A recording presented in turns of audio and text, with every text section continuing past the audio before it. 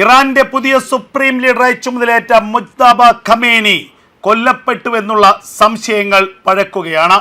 Mojtaba ഖമേനിയെ കഴിഞ്ഞ ദിവസങ്ങളിൽ നടത്തിയ സംയുക്ത ആക്രമണത്തിൽ അമേരിക്കയും ഇസ്രായേലും ചേർന്ന് വധിച്ചുവെന്നുള്ള സൂചനകൾ അന്താരാഷ്ട്ര മാധ്യമങ്ങൾ പുറത്തുവിടുന്നു. അല്ലെങ്കിൽ മുജ്തബ ഖമേനി അതിഗുരുതരമായ പരിക്കേറ്റ് ഗുരുതരാവസ്ഥയിൽ കഴിയുന്നു എന്നുള്ള വാർത്തകളാണ് ഇപ്പോൾ പുറത്തു വരുന്നത്. മുജ്തബ ഖമേനിക്ക് പരിക്കേറ്റുവെന്ന് ദിവസങ്ങൾക്ക് മുൻപ് തന്നെ അന്താരാഷ്ട്ര മാധ്യമങ്ങൾ റിപ്പോർട്ട് ചെയ്തിരുന്നു, നമ്മളും റിപ്പോർട്ട് ചെയ്തിരുന്നു. എന്നാൽ കഴിഞ്ഞ ദിവസമാണ് ആദ്യമായി ഇറാന്റെ ദേശീയ മാധ്യമമായ ഇറാന്റെ നാഷണൽ മീഡിയ ഇത് സംബന്ധിച്ച വാർത്തകൾ പുറത്തുവിട്ടത്. ഇറാൻ ദേശീയ മാധ്യമം പറഞ്ഞത് മുജ്തബ ഖമേനിക്ക് ചെറിയ പരിക്കേറ്റിട്ടുണ്ട്, എന്നാൽ അദ്ദേഹം വളരെ ആരോഗ്യവാനായി തന്നെ തുടരുന്നു, ഇറാനെ അദ്ദേഹം ഭരിക്കും, ഇറാന്റെ ഭരണം തുടരുമെന്നാണ്. അതിന് പിന്നാലെ മുജ്തബ ഖമേനിയുടേതായി ഒരു വാർത്ത പ്രചരിച്ചു. വാർത്ത മാത്രമല്ല, ഒരു പ്രസ് റിലീസ് ഇറാന്റെ ദേശീയ മാധ്യമങ്ങൾ പുറത്തുവിട്ടു.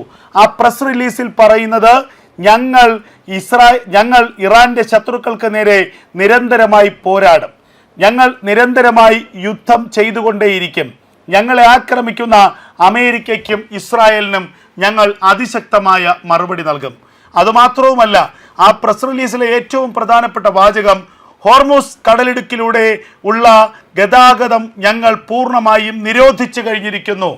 ഹോർമുസ് കടലിടുക്കിലൂടെ ഇനി ഒരു ചരക്ക് കപ്പലുകളും കടന്നു പോകില്ല. ഇറാനെതിരെയുള്ള യുദ്ധം ഈ രാജ്യങ്ങൾ അവസാനിപ്പിച്ചല്ലാതെ ഹോർമുസ് കടലിടുക്ക് ഞങ്ങൾ തുറന്നു കൊടുക്കില്ല. ഇതായിരുന്നു കഴിഞ്ഞ ദിവസം മുജ്തബ ഖമേനിയുടേതായി പുറത്തു വന്ന പ്രസ് റിലീസിലെ പ്രധാന ഭാഗങ്ങൾ. അതായത് ഞങ്ങൾ ചില ഡിമാൻഡുകൾ മുന്നോട്ട് വയ്ക്കുന്നു. ആ ഡിമാൻഡുകളിൽ ഏറ്റവും പ്രധാനമായിട്ടുള്ളത് ഹോർമുസ് കടലിടുക്ക് ഞങ്ങൾ അടച്ചിരിക്കുന്നു എന്നുള്ളതാണ്.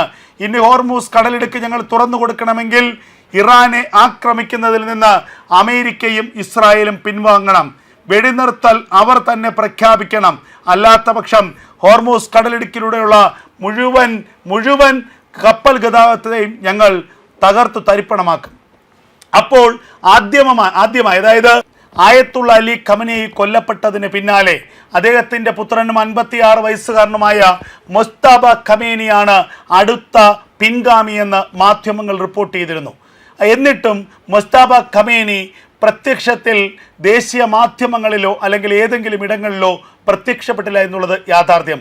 അതായത് ഇറാൻ ഇസ്രായേൽ അമേരിക്ക യുദ്ധം ആരംഭിക്കുന്നതിനും ആഴ്ചകൾക്ക് മുൻപ് മാത്രമാണ് മുജ്തബ ഖമേനിയുടേതായി ഒരു ചിത്രം പുറത്തു വന്നത്. അതിനുശേഷം എവിടെയാണ് മുജ്തബ ഖമേനി എന്ന് ആർക്കും അറിയില്ലായിരുന്നു.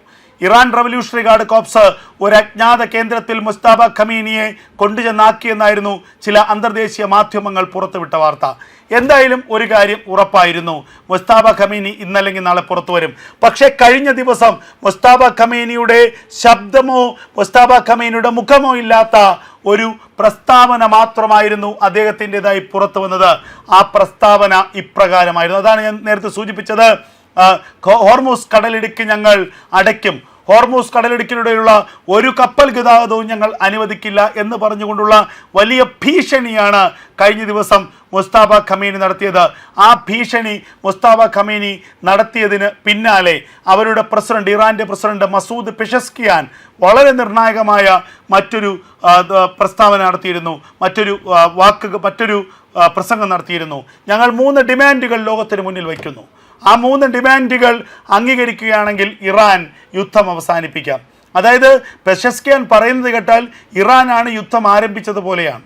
മറ്റു രാജ്യങ്ങളൊക്കെ ഇറാൻ്റെ മുമ്പിൽ കൈകൂപ്പുകയാണ്, നിങ്ങളൊന്ന് യുദ്ധം അവസാനിപ്പിക്കൂ, ഞങ്ങളെ രക്ഷിക്കൂ എന്ന് മറ്റുള്ള രാജ്യങ്ങൾ ഇറാൻ്റെ മുന്നിൽ കൈകൂപ്പുന്നതിന് സമാനമായിട്ടാണ് ഈ മസൂദ് പെഷസ്കിയാൻ്റെ വാക്കുകൾ. എന്തായാലും പോട്ടെ, ഒരു തമാശയായിട്ട് നമുക്ക് കണക്കാക്കാം.